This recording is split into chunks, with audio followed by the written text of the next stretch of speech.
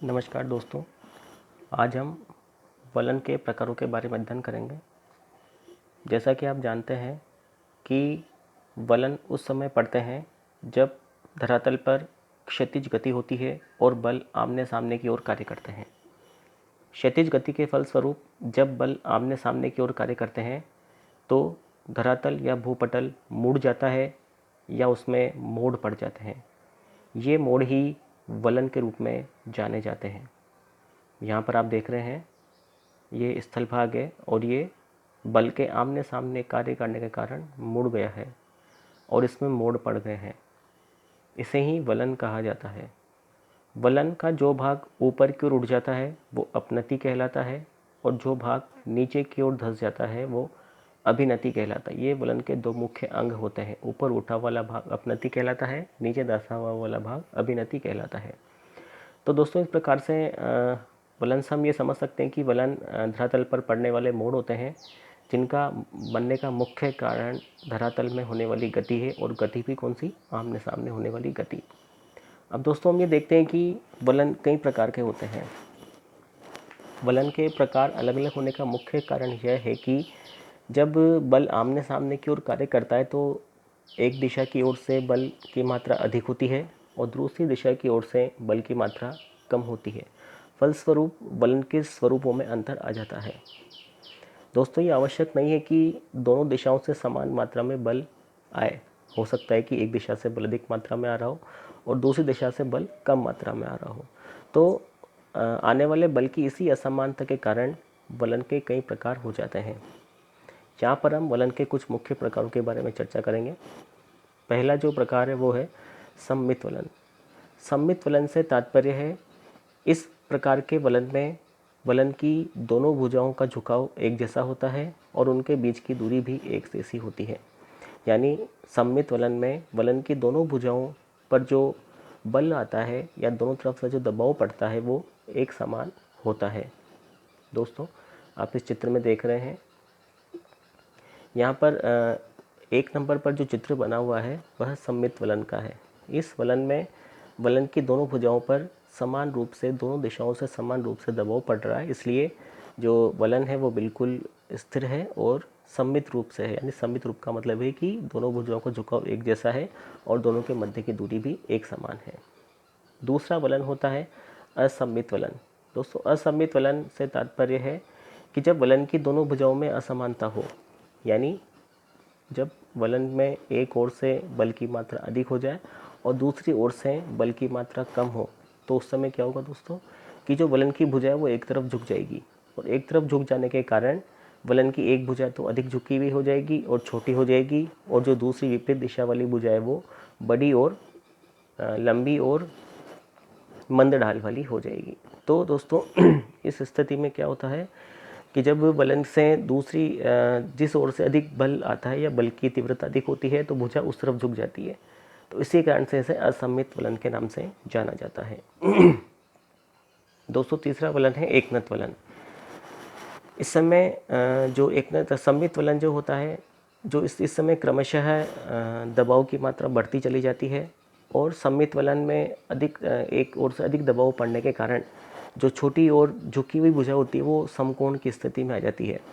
यानी इस प्रकार का जो वलन बनता है वो समकोण की स्थिति वाला होता है, इसलिए इस वलन को एक नत वलन कहा जाता है। यानी बिल्कुल भुजा एक तरफ झुक जाती है और जो छोटी भुजा होती है वो 90 डिग्री का कोण बनाते हुए होती है और जो लंबी या बड़ी भुजा होती है वो जिसका ढाल मंद होता है उसकी लंबाई अधिक होती है। इसके बाद आता है समनत वलन। तो सबसे पहले हमने देखा कि वलन की दोनों भुजाओं का झुकाव एक समान है। उसके बाद पड़ने वाले दबाव में अंतर होने के कारण वलन की एक भुजा एक तरफ झुक गई। तीसरा जो वलन था एकनत वलन, उसमें जो छोटी भुजा थी वो समकोण वाली स्थिति में आ गई और जो चौथा वलन है दोस्तों वो है समनत वलन। दोस्तों, समनत वलन में क्या होता है, इस वलन में अधिक संपीड़न के कारण वलन की दोनों भुजाएं मुड़ करके एक दूसरे के समानांतर हो जाती हैं। तो यानी कि इतना अधिक दबाव एक तरफ एक दिशा से आता है कि वलन की भुजाएं काफ़ी अधिक मुड़ जाती हैं और मुड़ करके वो एक दूसरे के समानांतर हो जाती हैं। इसके बाद दोस्तों हम पढ़ते हैं परिवलित वलन। नंबर 6 पर है परिवलित वलन। दोस्तों, तो अब यहाँ पे 3 स्थितियाँ हो गई। एक स्थिति तो थी असममित वलन की। असममित वलन में वलन की एक भुजा झुक गई थी और दूसरी भुजा मंद ढाल वाली और लंबी थी। इसके बाद हमने एकनत वलन देखा था। एकनत वलन में क्या था दोस्तों, उसमें वलन की जो छोटी भुजा थी वो बिल्कुल समकोण वाली स्थिति में आ गई थी और वलन की जो लंबी भुजा थी वो मंद ढाल वाली थी। इसके बाद क्रमशः क्या हुआ, समनत वलन में दोनों भुजाएं एक दूसरे के समानांतर हो गई। अब जो दोस्तों स्थिति आती वो होती है परिवलित वलन की। इसमें जो छोटी और झुकाव वाली भुजा होती है वो बिल्कुल क्षैतिज अवस्था में आ जाती है और धरातल पर टिक जाती है। ऐसा इसलिए होता है कि जो वलन की जो दोनों भुजाएं जो भुजा होती है, जो लंबी भुजा होती है, उस तरफ से तो दबाव की मात्रा कम है, लेकिन छोटी भुजा की ओर से दबाव अधिक आ रहा है, तो क्रमशः झुकती हुई बिल्कुल क्षैतिज अवस्था में आ जाती है। इसे परिवलित वलन कहा जाता है। इसके बाद हम देखते हैं दोस्तों अवनमन वलन। इसमें जो वलन की अक्ष होती है, यानी वलन के मध्य में से जो ठीक मध्य में से जो रेखा गुजरती है उससे वलन अक्ष कहते हैं। ये वलन अक्ष क्षैतिज तल के समानांतर नोक को उसके साथ कोण बनाते हुए होती है। तो जिस वलन में इस प्रकार की विशेषता पाई जाएगी उसे अवनमन वलन के नाम से जाना जाएगा। इसके बाद दोस्तों आता है खुला वलन, ओपल फोल्ड, जिसे खुला वलन कहते हैं। जब वलन की दोनों भुजाओं के बीच का कोण 90 डिग्री से अधिक हो और 180 डिग्री से कम हो तो उसे खुला वलन कहते हैं। यहाँ पर मैं आपको इसका चित्र दिखाता हूँ। ये देखिए, ये जो दोनों भुजाओं के बीच का कोण है ये आपका यहाँ पर 90 डिग्री से तो अधिक है और 180 डिग्री से कम है, ये आपका खुला वलन है। इसी तरह से जो बंद वलन होगा उसमें दोनों भुजाओं के बीच का जो कोण होगा वो न्यून कोण होगा, यानी 90 डिग्री से जो वो कोण होगा वो उसके बिल्कुल विपरीत होगा, 90 डिग्री से कम होगा। तो इसे हम बंद वलन के नाम से जाना जाएगा। दोस्तों एक बार फिर पढ़ते हैं हम। जब वलन की दोनों भुजाओं के बीच का कोण 90 डिग्री से अधिक हो और 180 डिग्री से कम होता है तो उसे खुला वलन कहते हैं। और बंद वलन की जो परिभाषा है वो दोस्तों ये है कि जब वलन की दो भुजाओं के बीच का कोण न्यून कोण होता है तो उसे बंद वलन का, यानी कि 190 डिग्री से कम उनके बीच का कोण होना चाहिए। इसी तरह से दोस्तों एक वलन बनता है जिसे हम पंखाकार वलन कहते हैं। पंखाकार वलन दोस्तों उस समय बनता है कि जब बड़ी अपनति और अभिनतियों में छोटे छोटे अभिनतियाँ बन जाती है। अभिनति का चित्र आपको मैं दिखाया था दोस्तों, ये अपनति अभिनति है। यदि इस अपनति में छोटी छोटी अभिनतियाँ बन जाए या इस अभिनति में छोटी छोटी अपनतियाँ और अभिनतियाँ बन जाए तो जो वलन बनेगा वो दूर से पंखे के समान हमें दिखाई देगा। इसी वलन को पंखा वलन के नाम से जाना जाता है। तो दोस्तों इस प्रकार से हम देखते हैं कि कुल वलन के जो कुल प्रकार हैं वो 9 प्रकार का वलन होता है। हम एक बार इसको वापस रिवाइज कर लेते हैं। सबसे पहला है सममित वलन, जिसमें वलन की दोनों भुजाएं एक समान होती हैं। असममित वलन में वलन की एक भुजा झुक जाती है और दूसरी भुजा लंबी और मंद ढाल वाली होती है। एकनत वलन में जो वलन की छोटी भुजा होती है वो एकदम समकोण पर आ जाती है और लंबी भुजा मंद ढाल वाली और लंबी बनी रहती है। समनत वलन में दोस्तों अधिक संपीड़न होने के कारण जो छोटी भुजा होती है और जो वलन की जो दोनों भुजाएं हैं वो एक दूसरे के समानांतर हो जाती हैं। परिवलित वलन में दोनों भुजाएं समानांतर तो होती हैं, लेकिन जो दूसरी भुजा होती है वो धरातल पर जाकर के टिक जाती है, यानी क्षैतिज अवस्था में या लेटी हुई अवस्था में जाती है। इसलिए परिवलित वलन को लेटा हुआ वलन भी कहा जाता है। इसके बाद जो अवनमन वलन बनता है वो इस कारण से बनता है कि जो वलन की अक्ष है, जो बिल्कुल वलन के मध्य में से गुजरती जो रेखा है वो क्षैतिज तल के साथ कोण न बनाकर उसके साथ समानांतर न होकर उसके साथ कोण बनाती हुई होती है। इसके बाद खुला वलन और बंद वलन आता है। 90 डिग्री से अधिक और 180 डिग्री से कम जब कोण दोनों भुजाओं के मध्य का होता है तो वो खुला वलन कहलाता है, और जब 90 डिग्री से कम का जो कोण दोनों भुजाओं के मध्य में होता है वो बंद वलन के नाम से जाना जाता है। इसके बाद दोस्तों हमने पंखा वलन के बारे में देखा था। पंखा वलन जो होता है वो अपनति और अभिनतियों में छोटे छोटे वलन बन जाने के कारण होता है। जब अपनति अभिनति में छोटी छोटी अभिनतियाँ बन जाती है तो वो पंखा वलन के नाम से जाना जाता है। दोस्तों यहाँ पर हम एक बार सभी वलन का चित्रात्मक अध्ययन कर लेते हैं। ये देखिए, तो खुला वलन हो गया, ये बंद वलन हो गया। नंबर 1 पर जो दिखाया हुआ है वो आपका सममित वलन है। नंबर 2 पर असममित वलन है। नंबर 3 पर जो आपका है वो आप देख रहे हैं कि समकोण पर भुजा आ गई है, एकनत वलन है। नंबर 4 पर समनत वलन है और नंबर 5 पर परिवलित वलन बताया गया है। तो इसमें हम देख रहे हैं कि यहाँ पर बाईं ओर से अधिक मात्रा में दबाव पड़ रहा है। तो बाईं ओर से अधिक मात्रा में दबाव पड़ने दाईं ओर से अधिक मात्रा में दबाव पड़ रहा है। दाईं ओर से अधिक मात्रा में दबाव पड़ने के कारण जो स्थल भाग है या जो मोड़ है वो एक तरफ झुकता हुआ चला जा रहा है। इस प्रकार से क्रमशः अलग अलग प्रकार के वलन का निर्माण होता जा रहा है। दोस्तों वलन से कुछ स्थल रूपों का निर्माण भी होता है, जिनमें ग्रीवाखंड सबसे महत्वपूर्ण है। दोस्तों ग्रीवाखंड का निर्माण परिवलित वलन बनने के बाद होता है। परिवलित वलन में जब भुजा धरातल पर क्षैतिज रूप से टिक जाती है और उसके बाद भी जब भुजा पर दबाव पड़ता रहे तो वो भुजा वहाँ से टूटकर दूसरी जगह पर चली जाती है। तो हम ये मानते हैं कि जो चट्टान, ऐसा माना जाता है कि चट्टान का गर्दन वाला हिस्सा टूट करके वहाँ से अलग चला गया और कुछ दूर जाकर अन्य चट्टान पर स्थित हो गया है। फ्रांसीसी भाषा में इसे नापे भी कहते हैं। नापे का मतलब होता है मेज, पोश या टेबल पर बिछाने का कपड़ा।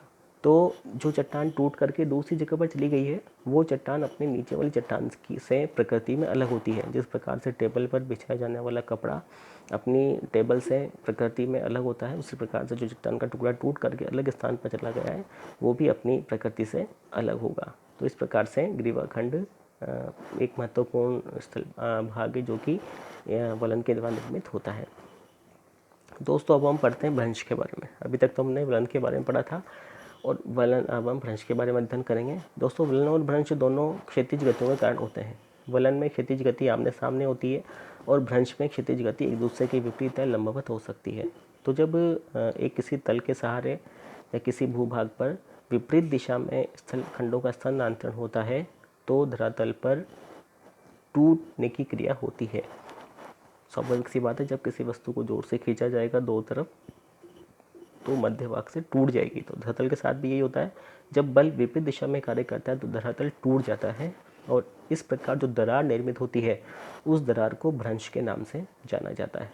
तो दोस्तों यहाँ पर हम देख रहे हैं कि भ्रंश वास्तव में एक दरार होती है जो कि स्थल भाग पर पड़ जाती है और इस दरार के पड़ने का मुख्य कारण होता है धरातल का एक दूसरे के विपरीत दिशा में गतिशील होना।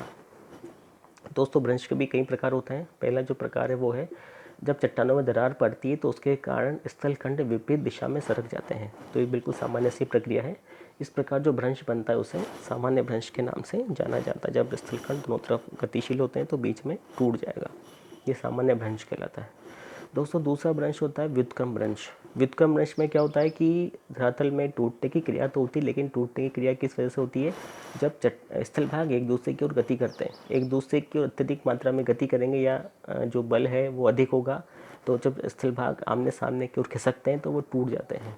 इसे व्युत्क्रम भ्रंश कहते हैं, यानी उल्टा, सामान्य भ्रंश का उल्टा है। और ये जो भ्रंश बनता है वो किसकी वजह से बनता है, संपीड़न के कारण बनता है, इसलिए इसे संपीड़नात्मक भ्रंश भी कहा जाता है। दोस्तों तीसरा है पार्श्वीय भ्रंश या नतिलंबी भ्रंश। तो ये कैसे बनता है दोस्तों, पार्श्वीय या नतिलंबी भ्रंश का निर्माण उस समय होता है कि जब न तो विपरीत दिशा में गति हो न एक दूसरे की ओर गति हो, बल्कि दोनों स्थल भाग अगल बगल क्षैतिज रूप से खिसक जाते हैं, यानी स्पर्श करते हुए अगल बगल क्षैतिज रूप से खिसक जाते हैं, इनमें क्षैतिज गति होती है। तो दोस्तों जब पार्श्वीय भ्रंश बनते हैं तो उनमें कगार या खड़े ढाल वाली संरचना का निर्माण नहीं होता है। और चौथा प्रकार है दोस्तों सोपानी भ्रंश।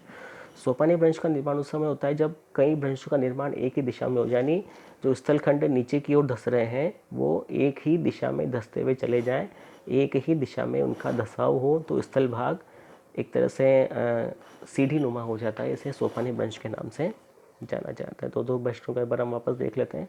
पहला सामान्य भ्रंश होता है जब स्थल भाग एक दूसरे के विरुद्ध दिशा में गति करता है तो टूट जाता है, सामान्य भ्रंश कहलाता है। जब स्थल भाग एक संपीड़नात्मक बल के कारण टूटता है तो इसे संपीड़नात्मक भ्रंश या व्युत्क्रम भ्रंश के नाम से जाना जाता है। जब स्थल भाग या तो न तो एक दूसरे की ओर गति करे न एक दूसरे से विपरीत दिशा में गति करे, ऐसा होगा तो इसे पार्श्वीय या नतिलंबी भ्रंश कहा जाएगा। और जब स्थल भाग में दोनों तरफ से गति होने के कारण जो स्थल भाग सोपानी प्रकृति का हो, यानी जब धरातल में अधोगमन हो तो एक ही दिशा में हो, इस प्रकार का जो अधोगमन होगा या इस कारण से जो भ्रंश बनेगा वो संपीड़नात्मक सोपानी भ्रंश के नाम से जाना जाता है।